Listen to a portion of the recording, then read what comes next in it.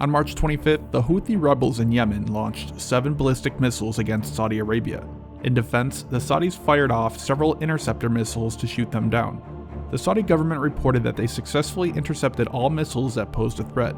However, in video recorded, this does not seem to be true. In fact, it appears that all interceptors missed. This is not the first time these interceptors failed.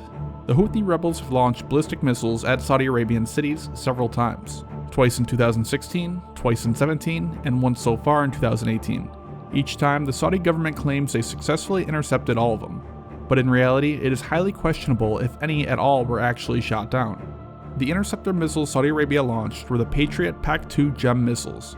With these missiles failing again and again in Saudi Arabia, it begs the question, is the Patriot completely worthless when it comes to ballistic missile defense?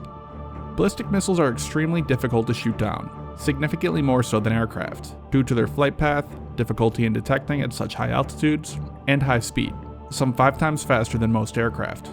The main weapon the US and several of its allies use is the Patriot missile.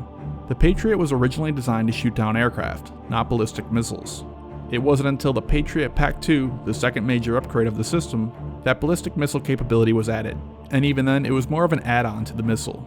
The base missile itself wasn't changed. The changes included changes to the warhead and the radar. The PAC-2 and every variant before it used a blast fragmentation warhead, which means they detonate when they are close to its target, spreading metal fragments or rods over an area, similar in a sense to a shotgun shell. These warheads are most effective against softer targets like aircraft, as often relatively small amounts of damage will bring down the aircraft. With ballistic missiles traveling at some 5,000 plus kilometers per hour, the kinetic energy alone means the warhead can still cause damage to the area. The PAC-2 was declared operational and deployed just in time for the Gulf War in 1990, where it first performed in combat. During the war, the Patriot attempted interception of ballistic missiles over 40 times. The effectiveness of the system was highly disputed, with the US President George H.W. Bush claiming that it succeeded in 41 out of 42 attempts, therefore having over a 97% success rate. Since then, further analysis paints a much different picture, with some reports saying that there wasn't even one successful shootdown. After the war, the PAC-2 was upgraded several more times. The PAC-2 GEM, the PAC-2 GEM-T, and the PAC-2 GEM Plus are some of the major ones. Again, all were upgrades to the same base missile.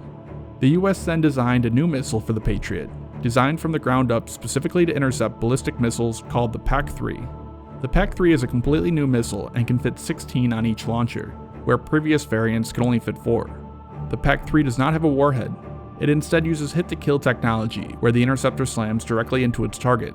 This method is much more difficult, but has been stated to be much more effective at destroying the fast-flying ballistic missiles. The PAC-3 also uses a brand new radar, the MPQ-65, optimized for tracking and intercepting ballistic missiles. The PAC-3 faced real threats for the first time in the Iraq War of 2003. Between the upgraded PAC-2s and the PAC-3, they are reported to have shot down a confirmed 8 and probably a 9th short-range ballistic missiles. Now these numbers are from the US government, but at least 3 of these intercepts were confirmed by a third-party investigator. So in terms of ballistic missile defense and the Patriot, the PAC-3 is a weapon best suited and specifically designed for the job. The Saudis, in all Houthi missile attacks, have used the PAC-2, and these failures seriously call into question the effectiveness of that system against ballistic missiles. Saudi Arabia has recently signed a deal to purchase several hundred PAC-3 interceptors, but I cannot find any information on whether they have received or deployed them yet.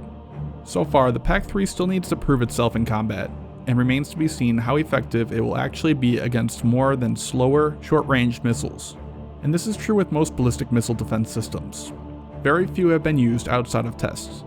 THAAD, GBI, SM-3, even the Russian S-300V, the version designed to shoot down ballistic missiles, has never been used in combat. The most effective ways in the past has been resorting to interceptor missiles armed with nuclear warheads. These create a large enough blast that it could miss the target by a kilometer and still take it out.